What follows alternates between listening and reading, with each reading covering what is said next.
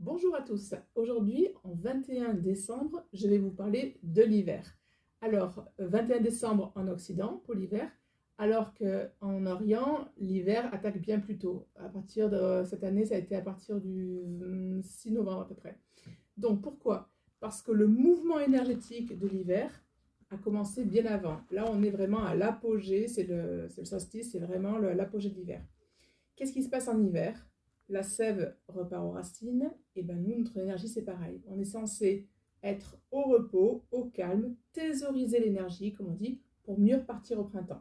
Ça veut dire quoi? Que dans nos journées, il ne faut pas avoir 15 000 choses à faire, il faut plutôt être tranquille chez soi, et donc on rassemble l'énergie, on fait des choses un peu cocooning, voilà, on se repose pour au printemps mieux repartir. Alors, l'hiver en médecine chinoise, c'est la saison qui est en relation avec le rein et la vessie. Donc, on peut effectivement aller sur une alimentation qui va améliorer l'énergie des reins et la vessie.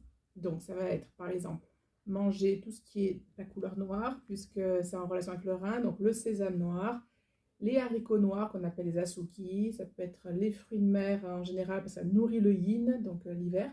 Ça peut être les algues, etc. qui va renforcer les reins. Voilà. Que vous dire d'autre? Le rein, c'est la partie un peu de l'eau qui va compenser un peu le feu de l'été. Donc, si vous avez vraiment, si vous passez des hivers très compliqués chaque année, etc., venez un petit peu à l'intersaison avant, faites une séance peut-être à l'intersaison, on va dire à peu près 20 octobre, 6 novembre à peu près, pour mieux préparer cet hiver.